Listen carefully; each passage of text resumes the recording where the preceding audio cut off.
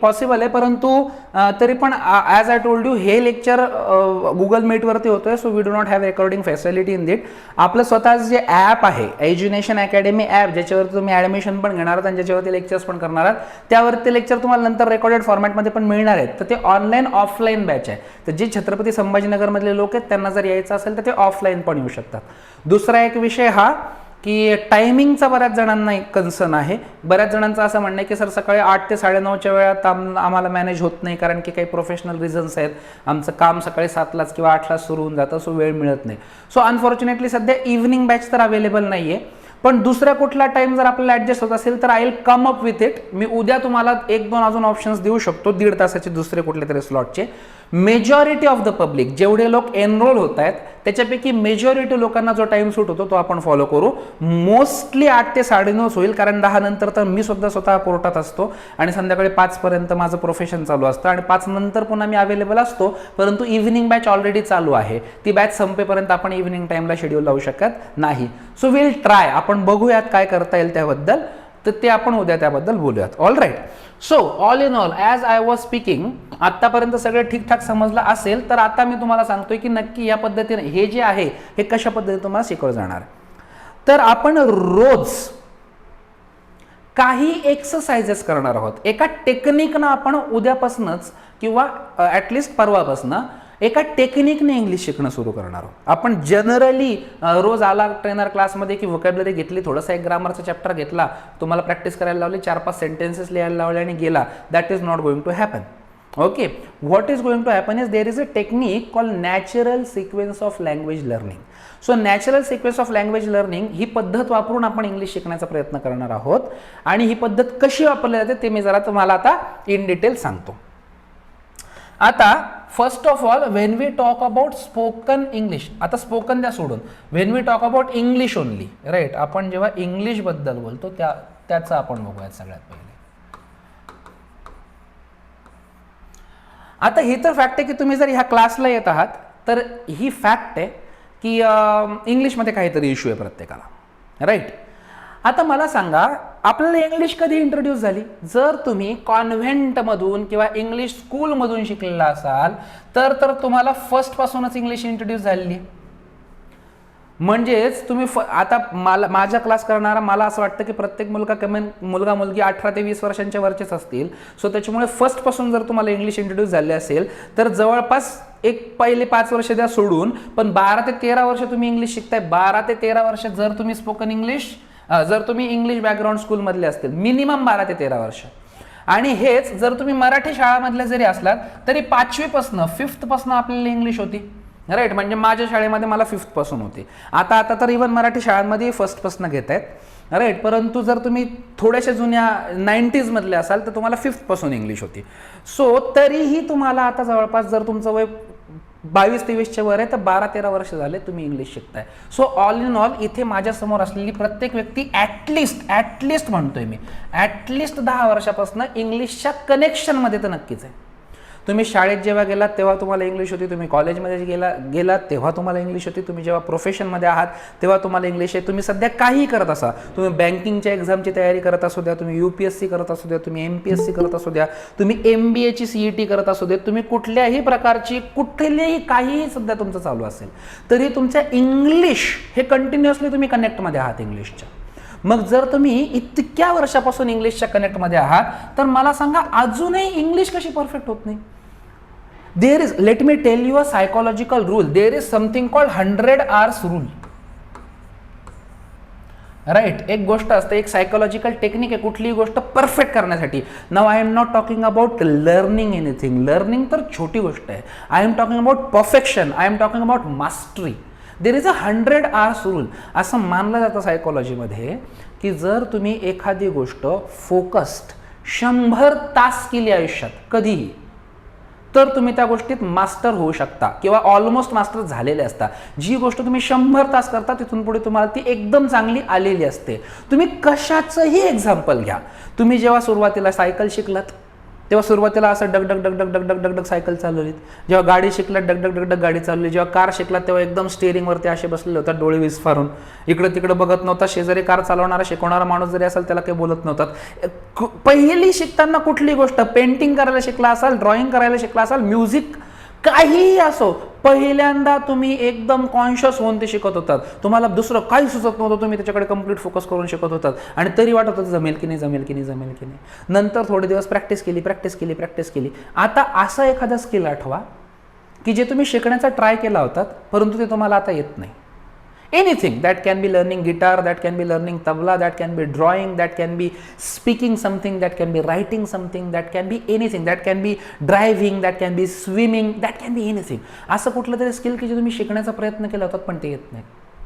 आता ते येत नसण्याचं कारण काय याच्याबद्दल जरा नीट विचार केला तर ते येत नसण्याचं कारण फक्त एवढंच आहे की तुम्ही ते नंतर त्याची प्रॅक्टिस केली नाही. Like I have joined guitar classes in my life. There was a time I wanted to be a guitar player. There was a time I wanted to be a lot of things, right? So therefore I have lot of experience of life. So I have experience of too many things. So there was a time that I wanted to learn guitar आणि I started learning it. आता सुरुवातीला कसं असतं, आत्ताही तुम्ही spoken इंग्लिशच्या क्लासला तुम्हाला वाटतं 8 दिवसात इंग्लिश, 15 दिवसात तर परफेक्ट, 20व्या दिवशी तर UK मध्येच जाऊन बसणार आपण. असं होतंय का? हळद आणि हो गोरी हे जे आपण मराठीत पाहिल्यापासून असं आहे का की हळदीचं दूध तुम्ही पिलं दुसऱ्या दिवशी गोरे झालात? It is impossible, right? कुठलीच गोष्ट शिकायला वेळ घेते, कुठली गोष्ट शिकायला मेहनत घेते, तिला एक ड्युरेशन असतं. सो जर तुम्हाला गिटार क्लास जॉईन केला असं वाटलं की मी दुसऱ्या दिवशी स्टेजवर उभं राहून लगेच दुनियाभरची गाणी म्हणणारे गिटार वाजवून, इज दॅट पॉसिबल?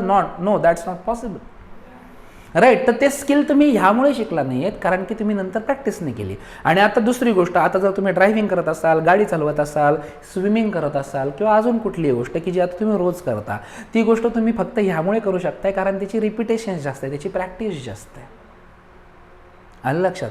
सो एखाद्या गोष्टीची प्रॅक्टिस तुम्ही किती करताय, तर सायकोलॉजीमध्ये सांगितलंय की जर तुम्ही एखादी गोष्ट कंटिन्युअसली म्हणजे कायम नेहमी 100 तासांपर्यंत करत राहिलात तर तुम्हाला ती गोष्ट मास्टरी देते. मग मला सांगा 10 वर्षांपासून तुम्ही इंग्लिश शिकता. आत्ता तुम्हाला एक इंग्लिश शिकण्याचा रूल सांगू, चला एकदम सोप्या भाषेत सांगतो. 100 तासात आपल्याला कुठली गोष्ट मास्टर करता येते, हा सायकोलॉजिकल रूल आहे. आपण निवडूयात की आपण फक्त 20 मिनिट, हा क्लास संपल्यानंतर सांगतो मी तुम्हाला, हा क्लास संपेपर्यंतच तुमची इंग्लिश ऑलरेडी आजच्यापेक्षा 100% डेव्हलप झालेली असेल आणि तिथून पुढे जेवढी डेव्हलपमेंट बाकी असेल त्याबद्दल मी बोलतोय. जर आता 100 तास म्हणजे किती झाले? 100 तास म्हणजे 1 तास हा आपण 60 मिनिटांचा पकडतो. मग जर 100 तास म्हणजे जवळपास 300 दिवस झाले. जर मी रोज 20-20 मिनिटांचं पकडलं जर मी रोज 20 मिनिट इंग्लिशची प्रॅक्टिस करायचं म्हटलं तर जवळपास 300 दिवसात माझे 100 तास संपतात, राईट? 100 तासांपेक्षा थोडे जास्त होतात. 20-20 मिनिट मी रोज इंग्लिशची जर प्रॅक्टिस केली तर, म्हणजेच एक लक्षात घ्या, 300 दिवस म्हणजे 1 वर्षांपेक्षा कमी कालावधी आहे. 120 तास रोज फक्त 20 मिनिट जर तुम्ही दिले, त्याच्यापेक्षा थोडा जास्त द्या, टाइम कमी होईल. त्याच्यापेक्षा अजून थोडा जास्त द्या, अजून ड्युरेशन कमी होईल. तुम्हाला 6 महिन्यात इंग्लिश शिकायचं असेल तर थोडंसं जास्त. 100 तास तुम्ही किती लवकर संपवताय ते मॅटर करतं. सो त्याच्यामुळे तुम्ही फक्त 20 मिनिट जरी रोज इंग्लिशची प्रॅक्टिस केली ना तर 300 दिवसांमध्ये तुम्ही इंग्लिश परफेक्ट करत असता. म्हणजे लक्षात घ्या, जेव्हा 6 महिने होतील, 20-20 मिनिट करत 150 दिवस जरी झाले ना तरी तुमची इंग्लिश बाकीच्या तुमच्या आजूबाजूच्या लोकांपेक्षा खूप चांगली असेल. आणि जर तुम्ही 300 दिवस रोज करत राहिले फक्त 20-20 मिनिट तर ती परफेक्ट इंग्लिश असेल, perfect English. You won't need to think about anything before speaking in English. You won't need to be embarrassed in front of anybody before speaking English after 300 days of consecutive practice of English. जर रोज 20-20 minute केली तरी तुम्ही ती perfect होऊ शकता.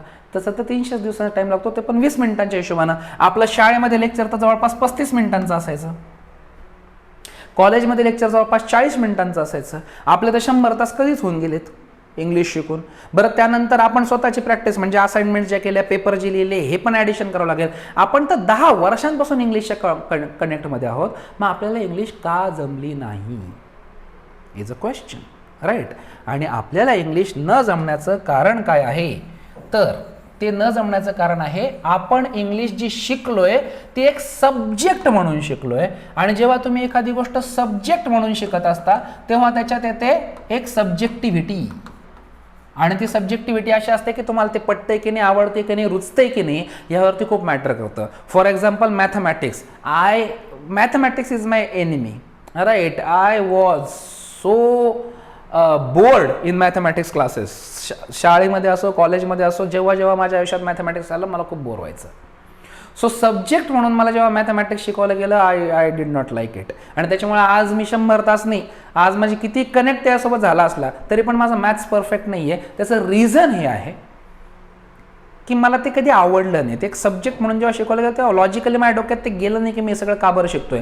8वी 9वीला माझ्या हातात तो लॉग टेबल जेव्हा आला तेव्हा मला कळलं नाही की साईन थिटा कॉस थिटा प्रकार काय. आणि मी आयुष्यात भेंडी विकत घेताना कोणाला साईन थिटा कॉस थिटा मागणार आहे का, काय करणार काय नक्की त्या साईन थिटा कॉस थिटाचं मी. सो त्याच्यामुळे माझ्या कधी ते डोक्यात बसलं नाही आणि ते डोक्यात बसलं म्हणजे ते पटलं नाही आणि म्हणून ते मला कधी जमलं नाही. तसंच इंग्लिशच्या बाबतीतही खूप लोकांचं झालं असेल. कारण प्रॉब्लेम काय झालाय बघा, फर्स्ट असू द्या नाही तर 5th असू द्या, माझ्यासोबत काय झालंय मी सांगतो, तुमच्यासोबत पण तसंच जवळपास झालेलं असू शकतं. कारण इंग्लिश प्रत्येकजण ह्याच पद्धतीने शिकलाय लाईफमध्ये. 5thला 1st to 4th किंवा 1st to 5th सगळं ठीकठाक चालू होतं शाळेमध्ये. ठीकठाक सगळे सब्जेक्ट सगळे डोक्यात बसलेले होते. सगळ्या माहिती होते की या प्रकारचा एक प्राणी वर्गात येतो, तो भूगोल शिकवतो, ह्या प्रकारचा दुसरा प्राणी वर्गात येतो, तो इतिहास शिकवतो, सगळं समजत होतं. परंतु 5वीला अचानक एक नवीन प्राणी वर्गात आला आमच्या आणि ते म्हटलं की all right, from today onwards let us learn English. आता ऑफकोर्स त्यांनी काही इंग्लिशमध्ये नव्हतं बोललं, ते मराठीतच बोलले होते की आजपासून आपण एक नवीन विषय शिकत आहोत ज्याचं नाव आहे इंग्लिश. आम्ही पण म्हटलं वा वा, थँक्यू सर, चला पुढे. मग ते काय आणले की चला, त्यांनी काय केलं, बोर्डकडे अशी कंप्लीट आमच्याकडे पाठ केली, त्यांचा आणि आमचा काही संबंध नाही. आणि त्यांनी बोर्डवरती काही चित्र काढली, जी चित्र अशी होती, राईट. आता हे काय आहे काय नाही हे सांगायच्या अगोदरच त्यांनी आम्हाला काय केलं की ऑल राईट, तुम्ही काय करा आता, अशाला असं तुमच्या वहीत अगोदर लिहून घ्या किंवा पाटीवरती लिहून घ्या. आता 5वीला काय पाट्या नव्हत्या, इतक्या पण भंगार शाळेत नव्हतो मी. भंगार नाही म्हणा, चांगल्याच शाळा असतात, उलट पाटीवरती शिक्षण जास्त चांगलं होतं. I am sorry for that. So but all in all आम्हाला वही पेन होता तोपर्यंत. सो वहीवरती तुमच्या लिहून घ्या. आम्ही पण तसेच चित्र काढले, कारण की आम्हाला काय माहिती हे ए आहे, हे बी आहे, हे सी आहे, हे डी आहे, राईट. सो त्याच्यामुळे आम्ही पण तसे चित्र काढले. मग ते जो प्राणी होता ते म्हटले की एक काम करा, आता मी जसं बोलतो तसं माझ्या मागे बोलायचं. A for apple. मग आम्ही म्हटलो sir A for apple, B for ball. ह्याच्यात गेला पूर्ण पहिला तास, राईट. त्याच्यानंतर दुसऱ्या दिवशी पण हेच, तिसऱ्या दिवशी पण हेच, चौथ्या दिवशी त्यांनी काय केलं, स्वतः उभं राहायचे, म्हणजे आमच्यातलं कोणाला तरी उभं केलं. हा बाळ तू उभं राहा, ये इथे लिहि ते सगळं A to Z येते आणि म्हण A to ABCD. मग तो म्हणायचा ए, मग आम्ही त्याच्यासोबत रिपीट करायचो A for apple, B for ball. 1-1.5 महिना असाच गेला. म्हणजे सुरुवात कुठून झाली, सुरुवात झाली रायटिंग पासून. त्याच्यानंतर आम्हाला ते जे आमचे इंग्लिशचे सर होते, 5वी जवळपास अर्धी झाल्यानंतर त्यांनी पुस्तक काढायला लावलं आणि सांगितलं आता एक जण उभा राहा रे, वाच, पहिली ओळ वाच, त्याच्या मागे पुढच्यांनी वाचायचं, त्याच्यानंतर दुसरी ओळ वाच, त्याच्यानंतर. म्हणजे काय झालं की वाचनाची प्रॅक्टिस घेतली. त्याच्यानंतर पहिले सगळ्यात लिहिणं आलं आयुष्यात, त्याच्यानंतर वाचन आलं आयुष्यात. त्याच्यानंतर त्यांनी कधी फार समजून सांगण्याचा प्रयत्न केला नाही की प्रकार काय चाललाय आमच्यासोबत, हे इंग्लिश म्हणजे असतं काय, कशासाठी शिकायचे असते. आणि त्याच्यानंतर आम्ही सरळ पेपरमध्ये लिहून रट्टा मारून जे काय असेल न समजता, फार काही विषय समजत नव्हतं तरी पण ते पेपरमध्ये लिहून आलो. असंच आमचं आयुष्य गेलं. कधीतरी 6वीला 7वीला त्यांनी ग्रामर शिकवण्याचा प्रयत्न केला. मग ग्रामरमध्ये खूप आम्हाला धाक घातला की हे कसं असतं, अवघड असतं. मग पहिल्यापासून हेच होतं की टेन्स ज्याला येतात त्याला इंग्लिश येते. त्याच्यानंतर म्हटले की नाही ॲक्टिव्ह पॅसिव्ह व्हॉइस ज्याला येतो त्याला इंग्लिश येते. त्याच्यानंतर म्हटले नाही ज्याला क्लॉजेस समजतात त्याला इंग्लिश येते. त्याच्यानंतर म्हटले नाही ज्याला डिग्रीज समजतात त्याला इंग्लिश येते. सगळं झाल्यावर म्हणतात की नाही एवढं सगळं आलं तरी पण इंग्लिश ते तरी येत नसते, इंग्लिशची प्रॅक्टिस करावं लागते. अरे मग प्रॅक्टिसच करावं लागते तर आधी करून घ्यायची. प्रॉब्लेम काय झाला, मला सब्जेक्ट म्हणून जेव्हा इंग्लिश हे झाला ना, इंट्रोड्यूस झाला, तेव्हा तो चुकलाय. ह्या पद्धतीनं तुम्ही लँग्वेज शिकू शकत नाही. तुम्हाला स्पोकन इंग्लिश शिकायची आहे. स्पोकन या शब्दाचा अर्थ कळतोय ना, की जी इंग्लिश बोलल्या जाते, मला व्यवहारात इंग्लिश वापरायची आहे, ती इंग्लिश मला शिकायची आहे. मला फक्त वही पुस्तकातली इंग्लिश नकोय. कारण की बघा, स्पोकन आणि थिअरी याच्यात फरक आहे ना. जसं मराठी आहे, मराठीमध्ये जसे पुस्तकात आपण मराठी लिहितो किंवा उत्तरांमध्ये जशी मराठी लिहितो तशी बोलतो का, बोलण्यात फरक आहे ना, राईट. जसं पुस्तकांमध्ये आपण लिहितो की तू काय आणतो आहेस, आता मराठीत बोलताना असं बोलतो का तू काय आणतो आहेस, आपण म्हणतो तू काय आणतोय. तर आहेस तर आपण य करून टाकलं ना, तर दॅट इज स्पोकन मराठी. आलं का नाही लक्षात. म्हणजे आता विचार करा, एखाद्या फॉरेनरला जर मराठी शिकायची असेल आणि त्यानं जर मराठीचं पुस्तक घेतलं तर त्याला काय ऐकायला मिळणार किंवा वाचायला मिळणार, तू काय आणतो आहेस, तू कुठे जातो आहेस, राईट. तर हे अशी म्हणजे पुस्तकी मराठी त्याला वाचायला मिळणार आणि त्याला वाटेल की अच्छा मराठी अशीच असते वाटतं. मग जर आपण त्याला म्हटलं की पहिले अ आ इ लिही, त्याच्यानंतर माया मागे म्हण अ आ इ क ख ग घ आणि त्याच्यानंतर हे पुस्तकातून वाच, तर त्याला मराठी येणार का? नो. आपल्याला हे सांगावं लागेल की बाळा ह्याच्यात जरी लिहिलंय ना असं असं, तरी पण बोलताना आपण असं नसतं बोलत, बोलताना आपण त्याला असं ह्या पद्धतीनं बोलत असतो, तरच ते समोरच्याला समजतं. जसं समोरच्याला वाटतं काय रोबोटशी बोलतोय की काय आपण. तसंच इंग्लिशचं आहे. आपण आपल्यासोबत काय झालंय, तुम्ही पुस्तकात जशी इंग्लिश लिहिली आहे ना तशी बोलण्याचा प्रयत्न करताय, तशी इंग्लिश नाही बोलली जात बाबांनो. Spoken English is a completely different Aryna. आता अरिना हा नवीन शब्द आहे, काय ते सर्च करा आणि मला उद्या सांगा अरिना शब्दाचा अर्थ. ज्यांना माहीत असेल त्यांच्यासाठी चांगलंच आहे. आणि त्याची स्पेलिंग पण मी सांगणार नाही. आता ते स्पेलिंग ऐकल्यानंतर वाचल्यानंतर तुम्हाला असं वाटेल की याच्या शब्दाचं प्रोनाऊन्सिएशन असं कसं काय होतं, तर ते पण लक्षात घ्यायचं. प्रोनाऊन्सिएशन आहे Aryna. Okay. So that's a different Aryna, that's a completely different platform की ज्याच्यावरती आपण इंग्लिश बोलतो, तो कम्प्लीट वेगळा आहे. आलं लक्षात. सो आपल्याला इंग्लिश बोलायला शिकायची होती, आपल्याला लँग्वेज पण इम्पॉर्टंट होती, सब्जेक्ट इम्पॉर्टंट होतात. सरांचं चुकलं असं मी म्हणत नाही, सरांनी सब्जेक्ट वाईज ते शिकवलंय, परंतु लिंग्विस्टिकली शिकवलंच नाही. मग लँग्वेज कशी असते लक्षात घ्या, तर there is a natural sequence of language learning. Right. Natural sequence of language learning काय आहे, तर जेव्हा तुम्ही कुठलीही नवीन भाषा शिकत असता तेव्हा तुम्हाला डोक्यात हे घ्यायचं आहे की नवीन भाषा शिकणारा व्यक्ती कशी भाषा शिकतो. फॉर एक्झाम्पल मला सांगा की आपण मराठी बोलतो, आपण मराठी फ्लुएंटली बोलतो, मग मराठी तुम्ही ह्यामुळे बोलता का की तुम्हाला शाळेत क ख ग शिकवलंय? नो. शाळेत तर ॲडमिशन घ्यायच्या आधीच 5 वर्षाचा मुलगा मराठी व्यवस्थित बोलतो, अस्खलित बोलतो. सो त्याला क ख ग येत नाही, त्याला नाम, सर्वनाम, व्हर्ब्स, ॲडव्हर्ब्स, मराठीतले आता ग्रामरचे शब्द मला आठवत नाही आहेत, इंग्लिशमधले पटकन आठवतात, सवय जास्त झाली म्हणून. तर ह्या सगळ्या गोष्टी त्याला मराठीतल्या शिकवलेल्या नाहीत, त्याला व्हॉइसेस शिकवले नाहीत मराठीमध्ये, त्याला आपण टेन्सेस शिकवले नाहीत मराठीमध्ये, आणि तरीही तो मराठी ठीकठाक किंवा व्यवस्थित बोलून घेतोय. सो त्याला मराठी बोलताना तो मग काय ग्रामर, व्होकॅब्युलरी इथून सुरुवात केली का? अजिबात नाही. लहान मूल मराठी कसं शिकतं किंवा कुणीही व्यक्ती नवीन लँग्वेज कशी शिकत असतो लक्षात घ्या, पहिली स्टेज जी असते ती पहिली स्टेज असते लिसनिंग. लहान मूल काय करतंय, आता लिसनिंगच्या आधी एक छोटी स्टेज येते बघा, दॅट इज ऑब्झर्वेशन. सर्वात पहिले तर लहान मूल पहिले 2 वर्ष, लहान मूल जे असतं ते पहिले 2 वर्ष तो ऑब्झर्वच करतं. 2 वर्षापर्यंत कोणी बोलत नाही ना, 1.5-2 वर्षाचं होईपर्यंत मूल बोलत नाही, म्हणजेच ते काय करते, ऑब्झर्व करते. आणि तुम्ही हे नोटीस करा, आता ह्याच्यापैकी बरेच लोक असे असतील की जे मॅच्युअर्ड आहे, ज्यांच्या स्वतःच्या फॅमिलीज आहेत, त्यांना लहान लहान लेकरं आहेत, ते लहान मुलं ज्यांच्या घरात त्यांना ही गोष्ट ऐकायला मिळाली असेल नेहमी की लहान बाळ जेव्हा घरात असतं तेव्हा त्याच्यासोबत जास्तीत जास्त बोलावं आणि इव्हन तोत्र बोलू नये. आपल्याला लहान बाळाशी बोलताना आपणच जास्त लाडात येतो ना बिनकामाचे, आणि आपण तोत्र वगैरे बोलतो. सो डॉक्टर्स किंवा सायकॉलॉजिस्ट, चाइल्ड सायकॉलॉजिस्ट जे असतात ते सांगतात की लहान मुलांशी बोलताना तोत्र बोलू नका, स्पष्ट आपण जसं बोलतो तसं बोला. आता जेव्हा तुम्ही एकदम लहान बाळ जे पाळण्यात झोपलेलं असतं त्याच्यासोबत जेव्हा बोलता तेव्हा त्याच्याकडे लक्ष द्या. तो एकदम असं डोळे वाटारून तुमच्याकडे बघत असतो, कान एकदम तुमच्याकडे लावलेले असतात, तो शांततेत फक्त ऐकत असतो की हा प्राणी नक्की बोलतोय काय. पहिले 1.5 ते 2 वर्ष फक्त ऑब्झर्वेशनमध्ये जातात आणि त्याच्यानंतर तो जशाला तसं बोलण्याचा प्रयत्न करतो, कदाचित त्याला ते समजत नसतं याचा अर्थ काय होतोय. त्याच्यामुळेच बऱ्याचदा आपण हे पण बघतो की आपल्या तोंडातनं कधी कधी असे चुकीचे शब्द पण येतात, स्वेअर वर्ड ज्याला आपण इंग्लिशमध्ये म्हणतो. राईट. की काही जे शब्द आपण शिवी मानत नाही परंतु शिवी सारखेच आहेत. जसं आपण म्हणतो काय हरामखोर माणूस आहे तो, तर ह्या आपण 4 लोकात घरात सुद्धा बोलतो, पण हा शब्द लहान मुलांनी वापरण्यासारखा शब्द नाही, हरामखोर हा शब्द.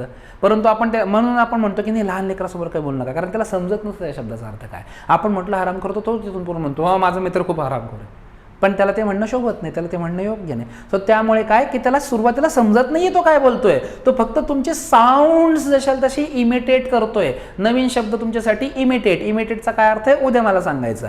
ओके. सो इमिटेट करतोय तो साऊंड फक्त, तो त्याला काही समजत नाहीये. सो पहिली ॲक्च्युअल बारीक छोटी स्टेज येते ऑब्झर्वेशनची, नंतर लिसनिंगची स्टेज येते. परंतु आपण लिसनिंगपासून सुरुवात करतोय कारण की आपण लहान नाही ना पाळण्यात झोपलेला, आपण मॅच्युअर्ड आहे, आपण ते ऑब्झर्वेशन स्टेज स्किप करू शकतो. सो पहिली स्टेज येते लिसनिंगची. आपल्याला कुठलीही भाषा जर शिकायची असेल तर ती भाषा अगोदर ऐकावीच लागते, सायंटिफिकली प्रूव्हन फॅक्ट आहे. ओके. लिसनिंग नंतर दुसरी स्टेज येणार स्पीकिंग, त्याच्यानंतरची स्टेज येणार रीडिंग आणि लास्ट स्टेज येणार रायटिंग. जोपर्यंत तुम्हाला एखाद्या भाषा ह्या स्टेजेसमधून जात नाही तोपर्यंत ती भाषा तुम्हाला परफेक्टली येत नाही. तुम्ही जर आत्तापर्यंत कधी जॉबचे एक्झाम्सचे वगैरे फॉर्म्स भरले असतील तर त्यामध्ये तुम्हाला हा एक कॉलम असतो बघा, हे एक रो असते की ज्यामध्ये तुम्हाला विचारतात की how many languages do you know, आणि मग आपण तिथे 1 2 3 4 लिहित असतो की मराठी, इंग्लिश, हिंदी, आणि त्याच्यासमोर असे चेक बॉक्सेस असतात की ज्यामध्ये लिहिलं असतं की स्किल्स काय आहेत तुमचे त्याच्यात. मग त्यामध्ये असतं की स्पीकिंग, रीडिंग, रायटिंग, राईट. तर मग आपण त्यात टिक करत असतो काय. त्याचं फॉर एक्झाम्पल माझं जर म्हटलं तर मग मला मी जर लिहिलं मराठी, इंग्लिश आणि हिंदी, तर मी तिन्हीला टिक टिक टिक टिक करेल की मला तिन्ही भाषा बोलता येतात, ऐकता येतात. परंतु आता समजा गुजराती आहे, समजा मी गुजरातमध्ये खूप काळ जर राहिलो असलो तर मला गुजराती बोलता येते, परंतु मला गुजराती लिहिता नाही येत, राईट. तर मग मी काय करणार, फक्त स्पीकिंगवरती टिक करणार, रीडिंग आणि रायटिंगवरती नाही टिक करणार. आलं लक्षात. तर ते तुमचे स्किल्स विचारतात ना, ते स्किल्स पण ह्या नॅचरल सिक्वेन्सनंच आहे. सो बेसिकली हा नॅचरल सिक्वेन्स हे सायंटिफिक आहे, ह्याच्यामध्ये मी काही बनवून चलवून तुम्हाला सांगत नाही आहे किंवा तुमच्यासाठी काही नवीन आहे असं नाही. ही फॅक्ट आहे, तुम्हाला लॉजिकली पटत असणार आहे. कुठली भाषा शिकायची असेल सगळ्यात पहिले तुम्हाला ती भाषा भरपूर ऐकावी लागेल, त्याच्यानंतर ती बोलावीच लागेल. आता तुम्ही म्हणणार सर इंग्लिश येत नाही, बोलायची कशी, मी सांगतो कशी बोलायची. तर त्यानंतर लिहावीच लागेल, त्यानंतर वाचावीच लागेल आणि नंतर लिहावीच लागेल. आपल्या आयुष्यात उलटं झालं, आपण सुरुवात इथून केली. आपली रायटिंगची पहिली स्टेज आली, रीडिंगची दुसरी स्टेज आली, त्याच्यानंतर स्पीकिंगची तर ॲक्च्युली स्टेज कधी आलीच नाही, लिस्निंगची पण ऑलमोस्ट नाहीच आली असे समजायची. लिस्निंग पण आपण विशेष केली नाही बिकॉज आपले ट्रेनर्स कधी इंग्लिशमध्ये बोलले नाहीत. आणि मी इथून पुढे ही काळजी घेणार आहे किंवा ते कंपल्सरीच आहे आपल्या बॅचमध्ये की बुधवारपासून जेव्हापासून तुमचा स्पोकन इंग्लिशचा सिलेबस स्टार्ट होईल तेव्हापासून मी काय करणार आहे, तर 1.5 तासाच्या क्लासमध्ये ॲटलिस्ट अर्धा तास तरी असा असेल की ज्यामध्ये मी फक्त इंग्लिशमध्ये बोलणार आहे. मग त्यामध्ये तुम्हाला जे जे समजणार नाही ते मी तुम्हाला सांगितलं तसं लिहून ठेवायचं आणि मला विचारायचं की सर या वाक्याचा अर्थ बिलकुल समजला नाही, किंवा ज्याचं ग्रामर चांगला असेल, वेट नका करू मी शिकवण्यापुरता. जर तुमचं ग्रामर चांगलं असेल आणि तुम्हाला माझं एखादं वाक्य असं वाटलं की अरे बापरे हे तर आपल्या ग्रामरच्या कोणत्याच रूलमध्ये बसत नाही, मी तर ग्रामर सगळं शिकलेलं आहे, माझं ग्रामर परफेक्ट आहे, हा व्हॉइसमध्ये बसत नाही, डिग्रीत बसत नाही, टेन्समध्ये बसत नाही, सरांनी असं कसं वाक्य बोललं, तर ते वाक्य मला परत लिहून दाखवायचं आणि सांगायचं की सर हे असं वाक्य तुम्ही कसं काय वापरलं, मला याचा अर्थ नाही समजला. बिकॉज आय गॅरंटी मी वापरलेलं वाक्य जे ते चुकीचं तर नसणार आहे, तुमच्या डोक्यात जे ग्रामर आहे ते कदाचित चुकीचं असू शकतं. I guarantee this also. So त्याच्यामुळे जर एखादं वाक्य मी वापरतोय किंवा मी जे बोलतोय ते चुकीचं, I never speak grammatically incorrect English, right. Grammatically incorrect English माझ्याकडनं बाय डिफॉल्ट बोलली जात नाही, माझ्या सबकॉन्शियस माइंडची ती ट्रेनिंगच आहे. आणि सबकॉन्शियस माइंडला ती ट्रेनिंग कशी द्यायची हेच आपण उद्याच्या लेक्चरमध्ये घेणारच आहोत in detail. Okay. So basically आपण काय करणार, तर आपण ह्या 4 एक्सरसाइजेस रोज करणार आहोत. आता रोजचा अर्थ एक्झॅक्टली बुधवारपासून पुढे नाही, काही 8 ते 10 दिवस पहिले इतके बेसिकमध्ये जाणार आहेत की ज्यात तुम्हाला डायरेक्ट आपण रीडिंग आणि रायटिंगपर्यंत घेऊन जाणार नाही, पण स्पीकिंग तर सुरुवातीपासूनच आपण करणार आहोत. म्हणजेच काय, आता क्लासेस कसे होतील, सुरुवातीचे काही दिवस रोज तुम्हाला काही बेसिक व्होकॅब्युलरी दिली जाईल. ओके. तुम्हाला आपल्या क्लासच्या PDF notes by default 1 time पाठवल्या जातील as soon as you get admitted, कारण की त्या नोट्स यांना खूप डिटेल प्रिपेअर झालेल्या आहेत, त्यामुळे त्या आपण डायरेक्टली फ्रीमध्ये नाही देऊ शकत. सो तुम्ही एकदा ॲडमिशन घेतलं की तो आपल्या ॲपवरती ते मी अपलोड करेल फाईल, ती अपलोड केल्यानंतर तुम्हाला ती डाउनलोड करता येईल. तुमची इच्छा असेल तुम्ही प्रिंट मारून घ्या, माझं तर रेकमेंडेशन आहे तुम्ही प्रिंट मारून घ्या. प्रिंट मारून घेतलं चांगलं असेल. 300-350 पेजेस आहेत, म्हणजे मागून पुढून 150 पेजेस फार 150-160 पेजेस, राईट. तर जे काय असतील 200 काय असतील ना तुमच्या फायद्यासाठी, मला काय करायचं आहे तुमचंच बेनिफिट आहे, राईट. सो शक्यतो ती प्रिंट मारून घ्या. त्याच्यामध्ये व्होकॅब्युलरीच्या पण शीट्स आहेत, तर ते व्होकॅब्युलरी तुम्हाला रोज काही शब्द घेतले जातील, काही इडियम्स आणि फ्रेजेस घेतले जातील. इडियम्स आणि फ्रेजेस म्हणजे काय, म्हणी आणि वाक्प्रचार. आता ह्याही शब्दाकडे बघा, बऱ्याचदा मी पहिल्यापासून तुमचं सगळं चांगलंच करून घेणार आहे, सो त्यामुळे pronunciation also matters. Idiom IDIOM ह्या शब्दाला जेव्हा तुम्ही पहिल्यांदा वाचता किंवा आत्ताही आपल्याकडे बरेच जण याला आयडम असं म्हणत असतील, idiom is such a wrong pronunciation. जगातल्या कुठल्याही भाषेत आयडम हा शब्द नाही आहे, इंग्लिश सोडा. या शब्दाचं प्रोनाऊन्सिएशन इडियम असं होतं. Okay. So idioms and phrases म्हणजे म्हणी आणि वाक्प्रचार, तर हे सुद्धा तुमचे काही कामाचे जेवढे महत्त्वाचे आहेत तेवढे करून घेतले जातील. बिकॉज भाषा ही फक्त शब्दांनी तयार होत नाही, भाषेमध्ये म्हणी पण असतात आणि सगळ्यात महत्त्वाचं म्हणजे फ्रेजेस असतात. इडियम्सपेक्षा जास्त इम्पॉर्टंट फ्रेजेस असतात. जर तुम्हाला इडियम्स नाही आले तर चालतात, कारण इडियम्स इज ॲडव्हान्स्ड लेवल. म्हणजे when you speak English and you try to explain something and if you can use idiom then that sounds too cool, that sounds too good, but that does not matter much. तुम्ही त्याच्या व्यतिरिक्तही चांगली English बोलू शकता. जसं मराठीही बोलताना, आता जसं मराठी बोलताना मी तुम्हाला 2-4 म्हणी सांगितलं, पी हळद आणि हो गोरू वगैरे, तर ह्या सगळ्या गोष्टी काय की अलंकार देतात ना, भाषेला जास्त चमकवतात. आपण बोलताना आपलं स्पीच ह्याच्यामुळे जास्त इफेक्टिव्ह वाटतं, तो स्पीचमध्ये, पब्लिक स्पीकिंगमध्ये तुम्हाला मी या सगळ्या गोष्टी शिकवणारच आहे की इफेक्टिव्ह स्पीच कसं करायचं. सो म्हणी वगैरेचा तिथे फायदा होतो. तुम्हाला इडियम्स कमी आल्या तरी चालतील, परंतु फ्रेजेस चांगले आल्या पाहिजेत. Because until and unless you do not know required phrases, there are some sentences in English language or some situations in English language that you cannot speak or that you cannot express without using particular phrase. तुम्हाला particular phrase वापरल्याशिवाय ते करता येत नाही. For example, आता समजा ही जी screen आहे ज्याच्यावर तुम्ही हे सगळं बघताय, ही स्क्रीन समजा खराब झाली. ओके, ही स्क्रीन खराब झाली. तर ही स्क्रीन खराब झालेली आहे. आत्ता मी तुम्हाला आता सगळ्यांना एक टास्क देतोय, आपण आत्ताच ट्राय करूयात, जमतंय का. तुम्हाला हे वाक्य इंग्लिशमध्ये मला सांगायचंय, ही स्क्रीन खराब झालेली आहे. ही स्क्रीन खराब झालेली आहे. हे वाक्य मला इंग्लिशमध्ये सांगा प्लीज. कसं बोलाल? ट्राय करा, मॅक्सिमम लेवलवरती ट्राय करा. चुकलं, पहिला दिवस आहे, चुकणारच आहे. चुकलं तर काय हरकत नाही, बरोबर आलं तर फार बरं आहे. जर तुम्ही ऑफलाईन असते तर मी तुम्हाला इथले इथे एखादं चॉकलेट दिलं असतं चांगलं 50 रुपयाचं. आता ऑनलाईन आहे तर ते देऊ शकत नाही. बट ठीक आहे, म्हणा बरं, बघा कोणाला जमतंय का.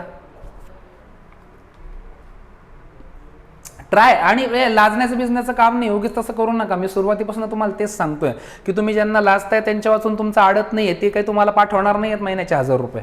ट्राय करा, ही स्क्रीन खराब झालेली आहे. आणि चीट नका करू, गुगलवरती सर्च नका करू, कारण तुमची डेव्हलपमेंट तुमच्या हातात आहे. मला दाखवण्यासाठी काही करण्याची गरज नाही. Yes Ashok. This screen is damaged. This screen is damage नाही, डॅमेजचा अर्थ, गुड गुड ट्राय, डॅमेजचा अर्थ तुटलेली. डॅमेजचा अर्थ तुटलेली असं आपण म्हणतो ना. ही स्क्रीन खराब झालेली असं मला म्हणायचं. पण तरी ठीक आहे, म्हणजे तुम्ही डॅमेज जरी म्हटलात ना तरी पण मला समजतंय की तुम्हाला काय म्हणायचं. कम्युनिकेशनचा फायदा तोच आहे की समजलं पाहिजे समोरच्याला. Good good try but by the way. चला ठीक आहे, आजच्यासाठीचा टास्क धरून ठेवा. बाकीच्या लोकांनी पण ट्राय करा. मला उद्या क्लास सुरू झाल्यानंतर सांगा की ही स्क्रीन खराब झालेली आहे वाक्य तुम्ही कसं बोलाल.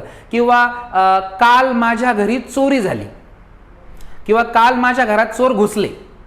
हा शब्द, हे वाक्य तुम्हाला करायचं आहे. तर ह्या प्रकारचे, म्हणजे हे दोन्ही वाक्य जे मी तुम्हाला सांगितलं याच्यात पर्टिक्युलर फ्रेजेस वापरणं एक्सपेक्टेड आहे. आता कोणत्या फ्रेजेस मी तुम्हाला उद्याच्या लेक्चरमध्ये सांगेल. हा तुमच्यासाठी आजचा फूड फॉर थॉट आहे, राईट. आजचा विचार करण्यासाठी तुम्हाला हे दिलेलं आहे मी, की काल माझ्या घरात चोर घुसले हे वाक्य मला वापरायचं आहे, किंवा ही स्क्रीन खराब झालेली हे वाक्य मला वापरायचं आहे. तर आपण इंग्लिशमध्ये कसं वापरू, तर तिथे तुम्हाला काही फ्रेजेस वापरायच्या. त्याच्याशिवाय ते योग्य कम्युनिकेशन होणार नाही. फक्त व्होकॅब्युलरी चांगली असल्यानंतर जमणार नाही. अशोकनं जो ट्राय केला तो खूप चांगला होता. त्याच्यामध्ये डिक्शन थोडंसं कमी होतंय, परंतु that is still good English, fine English, right. त्यात काही चूक नाही आहे, परंतु 100% चांगली इंग्लिश आपल्याला बोलायची. आपल्याला ग्रामॅटिकली आणि स्पोकन दोन्ही लेवलवरती बेस्ट इंग्लिश बोलायची. ओके. सो आपल्याला रोज काही इडियम्स, काही vocabulary, important vocabulary, basic vocabulary आणि काही फ्रेजेस शिकवल्या जातील. हा एक टाइम जाईल रोज. त्याच्यानंतर रोज ग्रामरचा एखादा छोटासा पार्ट घेतला जाईल. एकदम सुरुवातीपासून नाही. आता सुरुवातीचे एकदम 4-5 दिवस तर आपण फक्त व्होकॅब्युलरी पार्ट आणि स्पोकन पार्टवरती जाणार आहोत. म्हणजे आपण बुधवारपासून 2 ओळी तरी बोलायला सुरुवात करणार आहोत. आलं लक्षात. ती किती ग्रामॅटिकली इनकरेक्ट असो, no, that's not a problem at all, right. परंतु जेव्हा एका सर्टन पॉईंट ऑफ टाइमवरती ग्रामरचा, आता ग्रामर जेव्हा तुम्हाला शिकवलं जाईल, खूप जणांना खूप मोठा धाक आहे. जे स्पोकनचा क्लास लावतात ना त्यांना असं वाटतं की यार स्पोकनचा क्लास म्हणजे ग्रामरचा क्लास आहे, ह्याच्यातनं दिवस रात्र फक्त ग्रामर शिकवतात आणि त्याच्यानंतर म्हणतात संपला तुमचा क्लास. आपल्याकडे तसा प्रकार नाही आहे. ग्रामर तुम्हाला शिकवलं जाणार आहे, परंतु ते ॲप्लिकेशन लेवलवरती शिकवलं जाणार आहे, राईट. आता ॲप्लिकेशन लेवलवरती शिकवलं जाणार ग्रामर म्हणजे काय, तर तुम्हाला हे शिकवणं की सिम्पल प्रेझेंट टेन्स म्हणजे कसा, त्याचा फॉर्मॅट काय असतो, राईट, किंवा ॲक्टिव्ह व्हॉइस कसा वापरतात त्याचा फॉर्मॅट काय, पॅसिव्ह व्हॉइसचा फॉर्मॅट काय, हे शिकवण्यापेक्षा सिम्पल प्रेझेंट टेन्सचा उपयोग काय, प्रेझेंट कंटिन्युअस टेन्स तुम्ही लँग्वेजमध्ये कधी वापरणार आहात, ॲक्टिव्ह व्हॉइस तुम्ही लँग्वेजमध्ये कधी वापरणार. जसं अशोकने आत्ता जे वाक्य वापरलेलं आहे, दिस स्क्रीन इज डॅमेज्ड, तर हे पॅसिव्ह व्हॉइसचं वाक्य आहे. ओके, त्याला आपण मराठीमध्ये कर्मणी प्रयोग असं म्हणतो. तर असं का झालं की त्यांनी पॅसिव्ह व्हॉइस वापरला, ॲक्टिव्ह व्हॉइस नाही वापरला. कारण की जर तुम्ही फॉर्मॅट्स बघितले टेन्सचे, तर इज या वर्बसोबत, हेल्पिंग वर्बसोबत मेन वर्ब जे असतं ते नेहमी ING फॉर्ममध्ये येत असतं, आहे की नाही. तर इज नंतर तर नेहमी ING यायला पाहिजे. म्हणजे जर समजा मला म्हणायचं असेल तर जसं की एम इज आर मधला एम, आय एम टीचिंग, तर एम नंतर काय आलं, टीचिंग आलं, ING फॉर्मचं वर्ब आलं.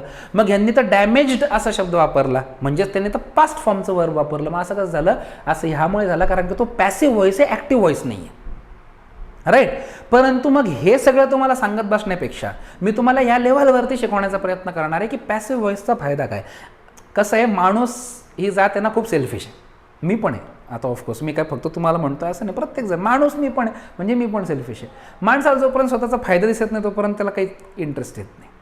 हा साधा सरळ हिशोब आहे. सो त्याच्यामुळे तुम्हाला मी आधी फायदा सांगणार की बाबा हे वाक्य आहे ना, जर तुम्हाला हे जमलं तर तुम्हाला एवढी इंग्लिश चांगली बोलता येईल. पॅसिव्ह व्हॉइस जमला तर असं असं बोलता येईल, ॲक्टिव्ह व्हॉइस जमला तर एवढंच बोलता येईल, सगळे टेन्सेस जमले तर असं बोलता येईल. सो प्रेझेंट कंटिन्युअस टेन्स म्हणजे काय हे समजणं जास्त इम्पॉर्टंट आहे प्रेझेंट कंटिन्युअस टेन्सचा फॉर्मॅट पाठ करण्यापेक्षा. कारण ते फॉर्मॅट आपण शाळेतपासून पाठ करतोय ना, की अगोदर सब्जेक्ट येतं, मग MSR येतं, plus ING, verb plus ING plus object. हे फॉर्मॅट सगळ्यांना पाठ झालेले आहे, त्याच्या वाचून काय अडत नाही. तुम्ही क्लासमध्ये म्हणजे तुम्ही जेव्हा इंग्लिश बोलणार तेव्हा तुम्ही असं करणार काय की ऑल राईट एक वाक्य तुम्ही बोललात, तुम्ही म्हटलात की अच्छा मला आता हे सिम्पल प्रेझेंट टेन्सचं वाक्य बनवायचं. मग सिम्पल प्रेझेंट टेन्समध्ये सब्जेक्ट प्लस V1चा फॉर्मॅट असतो आणि प्लस ऑब्जेक्ट. मग आता मी काय करतो, सब्जेक्ट टाकतो, V1 टाकतो आणि ऑब्जेक्ट टाकतो. नो, तुम्हाला एवढा वेळ आहे का? इंग्लिश तेव्हाच फ्लुएंटली चांगली बोलता येणार जेव्हा इथे बाय डिफॉल्ट या सगळ्या गोष्टी होणार. आणि इथे बाय डिफॉल्ट आहे तेव्हा होणार जेव्हा ते सबकॉन्शियस माइंडमध्ये लिंग्विस्टिक ॲबिलिटीज येईल. तुम्ही जोपर्यंत कॉन्शियस माइंडने इंग्लिश बोलाल ना तोपर्यंत तुमची इंग्लिश चुकते. मी तुम्हाला साधं सरळ आता जे एक मागच्या 1.25 तासापासून मी तुमच्याशी डिस्कस करतोय, एका वाक्यात त्याचं उत्तर सांगतोय तुम्हाला. कॉन्शियस माइंडनं जोपर्यंत इंग्लिश बोलाल तोपर्यंत इंग्लिश चुकेल. सबकॉन्शियस माइंडपर्यंत जोपर्यंत इंग्लिश घेऊन जात नाही तोपर्यंत इंग्लिश सुधारणार नाही. म्हणूनच मी सांगितलं उद्याच्या लेक्चरमध्ये माझं स्पेशल डेडिकेटेड लेक्चर पर्सनॅलिटी डेव्हलपमेंटचं आहे, ज्याच्यामध्ये conscious mind and subconscious mind ह्या दोन कॉन्सेप्ट्स काय असतात, मेमरी हा प्रकार काय असतो, मेमरी टेक्निक्स कोणते असतात, आपण एखादी गोष्ट कॉन्शियसमधनं सबकॉन्शियसमध्ये कशी घेऊन जाऊ शकतो, ह्या सगळ्या गोष्टीचे डिटेल्स मी तुम्हाला उद्या देणार आहे. Very important lecture tomorrow. Right. So त्यामुळे तुमचं कॉन्शियसली जेव्हा तुम्ही इंग्लिश बोलाल ना तेव्हा ती चुकणार आहे, कारण की तुम्ही काय करताय, मराठीत वाक्य तयार करताय आणि इंग्लिशच्या फॉर्मॅटमध्ये बळजबरी ते तोंडातनं बाहेर काढताय फक्त. तर त्या मिक्स करण्यात वेळ जातो ना, तो जी प्रोसेस आहे ती केमिकल प्रोसेसमध्ये केमिकल लोचा होऊन जातोय तो. सो ते मिक्स करण्यात वेळ जातो. तुम्हाला बाय डिफॉल्ट जसं मराठी बोलताना तुम्ही दुसऱ्या भाषेत विचार करताय का? नो, मराठी कसं सबकॉन्शियसली बोलताय. म्हणजे आत्ताच्या घडीला मी इथे काहीतरी लिहित जरी असलो तरी मराठी कंटिन्युअसली बोलतोय, मी दोन्ही कामं सोबत करतोय. म्हणजे मराठी सबकॉन्शियसली होते, लिहिणं कॉन्शियसली होतंय. मराठी कायम सबकॉन्शियस माइंडमध्ये चालू आहे, तशीच माझ्या इंग्लिश पण सबकॉन्शियस माइंडमध्ये चालू आहे. Right now even if I continue talking to you in English and still writing on the board, I will not be confused while speaking because I speak through my subconscious mind. English is not in my conscious mind today. English is in my subconscious mind already. So I do not speak English consciously. I do not form sentences in Marathi in my head and then speak them out loud in English. No, I form the sentences by default in English and speak them out loud. So therefore this chemical process, this mechanical process is shortened. Right? ती shortened आहे किंवा it is not there only. Right. मी direct जो डोक्यात विचार येतो तोच माझ्या तोंडातनं बाहेर निघतोय. माझ्या डोक्यात पण इंग्लिशमध्येच विचार येतो, तेव्हाच मी फ्लुएंटली बोलू शकतो. तुम्हाला 2 महिन्यापर्यंत हेच ह्या लेवलवरती मला आणून सोडायचं आहे फक्त, की तुमच्या डोक्यात पण इंग्लिश राहिली पाहिजे आणि तोंडातून बाहेर पण इंग्लिश निघाली पाहिजे. त्यासाठी आपण काय करणार आहोत, प्रत्येकासाठी डेडिकेटेड टाईम असेल बॅचमध्ये. ओके. आणि बॅच जशी जशी पुढे जात राहील ना तसे तसे बॅचमधले ह्या गोष्टींचा टेक्निकॅलिटीजचा टाईम कमी कमी होत जाईल आणि कम्युनिकेशनचा टाईम वाढत वाढत जाईल. फॉर एक्झाम्पल पहिले काही दिवस म्हणजे पहिला एवढा पूर्ण महिना, मेचा जो पूर्ण महिना असेल त्या पूर्ण महिन्यामध्ये माझं काम, मी इकडे माझं नाव लिहितो, माझं काम जे असेल हे जास्त असेल. मी तुम्हाला जास्त शिकवणार, मी तुम्हाला तुमच्याशी जास्त बोलणार, माझ्याकडनं जास्त कम्युनिकेशन होणार, माझ्याकडनं जास्त टास्क्स दिले जाणार, सगळ्या गोष्टी. आणि तुमचं जे काम आहे तर मग तुम्ही जे आहात हे कुणी असू शकता. राईट. जे काय उद्या चालून एनरोल होतील बॅचमध्ये, तुमचं जे काम आहे ते लिमिटेड असणार आहे. तुमचं काम थोडंसंच असणार आहे. माझे 3 प्लसेस बघा, तुमचे 2 मायनस असेल तर 1च प्लस आहे. तुमचं काम खूप कमी असणार. म्हणजे जेव्हा मी तुम्हाला प्रश्न विचारेल तेव्हा तुम्ही एकतर बोलणार आहात किंवा जेव्हा तुम्हाला प्रश्न असेल तेव्हा तुम्ही काहीतरी बोलणार आहात. पहिले काही दिवस लर्निंग फेज आहे, कारण ती इम्पॉर्टंट आहे. पहिले काही दिवस तुम्हाला शिकावं लागणार, की नक्की काय चाललंय आणि काय होणार आहे तुमच्या आयुष्यात, नंतरच ते तुमच्या आयुष्यात घडलं पाहिजे, अचानकच तर नाही करता येणार. सो त्याच्यामुळे पहिले काही दिवस माझं काम जास्त आहे, तुमचं काम कमी आहे, आणि त्याच्यानंतर जेव्हा पुढचा महिना जाईल तेव्हा तुमचं काम जास्त असणार आहे, माझं काम कमी होणार आहे. राईट, माझं काम 1+ असणार आहे. आणि जेव्हा शेवटचे 10 ते 12 दिवस आपल्या बॅचचे असतील तेव्हा फक्त तुमचं काम असणार आहे, माझं कामच नसणार आहे, मी फक्त एरर करेक्शनसाठी बसलेलं असणार. मग आता मला सांगा की आपण ऑनलाईन बॅच घेतोय, मी एरर करेक्शन कसं करेल? तर एरर करेक्शन मला असं करायचं आहे की आपण इथून पुढे तुम्ही जेव्हा केव्हा मी तुम्हाला टास्क देईल, आणि डेडिकेटेड टाईम असेल प्रत्येकाला, 2 minute, 3 minute, 4 minute, 5 minute, depends. त्यानंतर आपण आहे ना वीकली, काही दिवसांनंतर म्हणजे पुढच्या महिन्यात वीकली हे पण ठेवणार आहोत, आपण त्याला काय म्हणूयात, गेम्स पण ठेवणार आहोत. गेम्स म्हणा किंवा कॉम्पिटिशन म्हणा, ज्यामध्ये आपण स्पीकर ऑफ द वीक हा एक विषय करणार आहोत, आणि which will be very interesting part on my side also and for like on your side also. की त्यामध्ये मी तुम्हाला वीकच्या सुरुवातीला एक टॉपिक देणार आहे, समजा सोमवारी एक टॉपिक देणार, आणि सॅटर्डेला आपल्या स्पीकर ऑफ द वीकची ती कॉम्पिटिशन घ्यायची असते, ज्यामध्ये त्या टॉपिकवरती प्रत्येकाला 5 मिनिट 3 मिनिटाचा डिपेंडिंग ऑन द टॉपिक मी तो टॉपिक देणार, आणि तेव्हा तुम्हाला स्पीच द्यायचं आहे. ज्याचा स्पीच सगळ्यात चांगला असेल he will be awarded as speaker of the week. Right. So त्याच्यामुळे त्यावेळेस जेव्हा तुम्ही बोलताय, जेव्हा केव्हा तुम्ही माझ्याशी बोलणार आहात, आता जेव्हा ऑफलाईन बॅच असते तेव्हा मी काय करत असतो की तुम्ही जे माझ्याशी बोलताय ना ते अगोदर स्क्रिप्ट तयार करा आणि मग माझ्याशी बोला, आणि ती स्क्रिप्ट नंतर मला आणून दाखवा, जेणेकरून तुम्ही कोणतं वाक्य चुकीचं बोललात हे मी, ग्रामॅटिकल काय चूक झाली, डिक्शन काय चुकलं, व्होकॅब्लरी कुठे चुकली हे सांगू शकतो. आता इथे तर मी तुम्हाला हे नाही सांगू शकत तुमच्या वह्या आणून दाखवा. तर आता मी तुम्हाला काय सांगणार की जेव्हा तुम्ही बोलणार आहात तेव्हा तुम्ही काय करणार, तुम्ही मोबाईलवरनं जर हे लेक्चर अटेंड करणार असाल रोज, तर तुम्हाला काही नाही, तुम्हाला फक्त होम स्क्रीनवरती लेक्चर चालू ठेवायचे, होम स्क्रीनवरती जायचे, आणि होम स्क्रीनवरती गेल्यानंतर व्हॉट्सॲप आपण एक ग्रुप तयार करणार आहोत आपला. ओके, आपला सगळ्या जेव्हा फायनल ॲडमिशन्स होतील तेव्हा या सगळ्यांचा एक ग्रुप बनेल, त्याच्यामध्ये मी पण असेल, आणि जेव्हा जेव्हा तुम्ही माझ्याशी काही पण बोलायचं, इव्हन साधा प्रश्न जरी विचारला ना, व्हॉट्सॲपचं व्हॉईस टायपिंगचं ऑप्शन नसतं का, जे व्हॉईस टायपिंग चालू होते त्याच्यावरती तुम्हाला आधी क्लिक करायचे, ते बोलायचे, आणि त्या ग्रुपवरती व्हॉट्सॲपवरती पण पाठवायचे. म्हणजे जेव्हा तुम्ही 3 मिनिटाची स्पीच देणार तेव्हा तुम्ही ते व्हॉइस रेकॉर्डिंग तुमची चालू करणार, रेकॉर्डिंग नाही नुसती, व्हॉइस टायपिंग चालू करणार, आणि जेव्हा स्पीच संपेल तेव्हा सेंडचं बटन दाबणार. म्हणजे त्या ग्रुपवरती तुम्ही काय बोललात ते निघून जाणार आहे. म्हणजेच आता 2 टास्क राहतील, पहिले मी नाही, पहिले आता बाकीचे पोरं बोलणार तुमच्या बॅचमधले, की ते तुमच्या चुका काढणार की सर ह्याच्यात आहे ना, ह्या वाक्यात ही ग्रामॅटिकल मिस्टेक झाली, या ठिकाणी ह्या व्होकॅब्युलरीच्या ऐवजी ही व्होकॅब्युलरी वापरली असती तर अजून इम्प्रेसिव्ह झालं असतं, आणि सगळं झाल्यानंतर मी माझ्या कमेंट सांगणार की हे इथे चुकलं, परत ह्या चुका व्हायला नको. सो ह्याचा फायदा काय की एक तर तुमच्याकडे काय रेकॉर्ड राहील की माझी इंग्लिश किती कंटिन्युअसली डेव्हलप होत राहिली, मी पहिल्या दिवशी कशा प्रकारचं वाक्य बोललो होतो ना, आता मी किती व्यवस्थित प्रकारचं वाक्य बोलतोय, ग्रामर माझं किती सुधारलंय, माझी व्होकॅब्युलरी किती सुधारली, माझा फ्लो किती चांगला झालाय. राईट. सो बेसिकली आपल्याला ह्या प्रकारे करायचं आहे की जेणेकरून तुम्ही जे बोलताय ते माझ्यापर्यंत व्हॉट्सअप मेसेजमध्ये पोहोचायला पाहिजे, म्हणजे मी पण ते वाक्य वाचून तुम्हाला सांगू शकेल की हे वाक्य चुकीचं आहे की बरोबर आहे. ह्या लेवलवरती आपण तयारी करणार आहोत. आणि मला सांगा, एवढ्या लेवलवरती तयारी झाल्यानंतर do you really think you will lack anywhere in speaking English? Because I personally do not think so.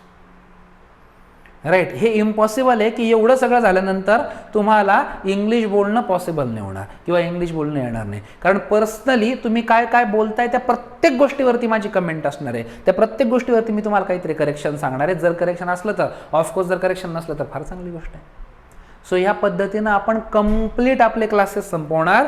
जवळपास आता 1 मेपासून तुमचे क्लासेस सुरू झालेत. रविवारची सुट्टी असते, ऑफकोर्स रविवारची सुट्टी आहे फक्त, आणि मध्ये एखादा दिवस काही फॅमिली फंक्शन्स वगैरे असले, अनफॉर्च्युनेटली जर मला पॉसिबल झालं नाही तर मॅक्सिमम पूर्ण 2-3 महिन्यांच्या आपल्या जर्नीमध्ये 1-2 सुट्ट्या असू शकतात एक्स्ट्रा. तर त्या सुट्ट्या सोडून बाकी तुमचा क्लास जुलैच्या 1st वीकपर्यंत तरी डेफिनेटली चालेल. राईट. म्हणजे जवळपास हा पूर्ण क्लास संपायला जुलैचा 1st वीक जाईल. जुलैचे पहिले 10 दिवस धरून चला तुम्ही, म्हणजे जवळपास 70 दिवसांचा तुमचा क्लास होणार आहे. आलं लक्षात. आणि या 70 दिवसांच्या जर्नीमध्ये तुम्ही रिअली थिंक की एवढे सगळे कुटाने केल्यानंतर तुमची इंग्लिश खराब राहील, आणि जर ती राहिलीच तर मी जसं सांगितलं की जर इथे डेव्हलप नाही झाली तर मग तो कुठेच नाही होणार. मग नंतर कोणाकडे पैसे घालू नका, काही उपयोग नाही. तर त्याच्यामुळे तुम्ही इथे गॅरंटीड तुमची इंग्लिश डेव्हलप करणार. I guarantee this thing to you. सुरुवातीला आता ॲज आय टोल्ड यू आपला आजच्या लेक्चरचा टाईम संपलाय, so I will end here. परंतु सुरुवातीला काही काळ लेक्चर रेकॉर्ड नाही झालेलं, कारण की आपण गुगल मीटवरती लेक्चर रेकॉर्ड नाही करत. आपले लेक्चर एज्युनेशन अकॅडमी ॲपवरती होणार, ज्याची लिंक तुम्हाला मी अजून पाठवलेली नाही आहे. ती आज आपलं लेक्चर झाल्यानंतर तुम्हाला येईल. ॲडमिशनची पण लिंक त्यातच आहे. आणि मी जसं सांगितलं 8,000चा कोर्स आहे, परंतु आज आणि उद्या संध्याकाळपर्यंत मॅक्सिमम जे ॲडमिशन करतील त्यांच्यासाठी 5,000 फीस ॲप्लिकेबल असेल. ती तुम्हाला ॲपवरतीच भरायची आहे. त्याच्यावरती 120 रुपये वगैरे काहीतरी टॅक्स लागतो. म्हणजे इन शॉर्ट तुम्हाला 5,120 रुपये वगैरे काहीतरी भरायचे आहेत. आणि जर बुधवारी तुम्ही ॲडमिशन घेतलं, बुधवार किंवा गुरुवार किंवा त्यानंतर कधीही, नाहीतर या सॅटर्डेपर्यंत ॲडमिशन चालू राहतील, तिथून पुढे ॲडमिशन्स बंद होतील या बॅचचे. सो मग तुम्हाला 8,000 पूर्ण भरावे लागतील. सो तुमचं जे काही निर्णय घ्यायचा आहे तुम्हाला उद्या संध्याकाळपर्यंत घ्यायचं आहे. आत्ता तुम्हाला पटलं असेल तर आत्ताही घ्यायला काही हरकत नाही, उगीच फॉर्मॅलिटीज करण्यात काही मजा नाही. सो ज्याच्याकडे माझा व्हॉट्सॲप कम्युनिकेशन झालेलं नाही त्यांनी मला व्हॉट्सॲपवरती कॉन्टॅक्ट करा. मला असं वाटतं की तुम्हाला ऑलरेडी तुमच्याकडे सगळ्यांकडे नंबर आहे, but still for the sake of giving it, the number is 9423422039. बरं, त्यात आता बोलताना मी एक चूक केली. मी म्हटलो 22. इंग्लिशमध्ये असं डबल ट्रिपल अशी म्हणण्याची पद्धत नाही आहे. माझ्याकडून पण ती बोलताना चूक झाली. आता I am sorry for that. इंग्लिशमध्ये असं 22, 33, 44, 333 असं म्हणण्याची पद्धत नाही आहे. इंग्लिशमध्ये प्रत्येक लेटर सेपरेटली बोलत असतात. म्हणजेच मला म्हणायला पाहिजे 9423422039, राईट. कारण की असं डबल ट्रिपल हा शब्द का कोण जाणे, फक्त आपण भारतामध्ये वापरतो. अशा पद्धतीने इंग्लिश बोलू नये. ओके. सो बेसिकली ह्या नंबरवरती तुम्हाला कॉन्टॅक्ट करायचं आहे जर तुमच्यापर्यंत लिंक पोहोचली नसेल तर. आणि उद्या सकाळी 8 वाजता, आज बरेच लोक लेट जॉईन झाले, बरेच लोक आज जॉईन पण नाही होऊ शकले बिकॉज जे टीचर प्रोफेशनमध्ये आहे त्यांना आज, आणि हा बाय द वे सगळ्यांना महाराष्ट्र दिनाच्या आणि कामगार दिनाच्या हार्दिक शुभेच्छा. सो त्यांना सगळ्यांना आज झेंडावंदनाला जायचं होतं.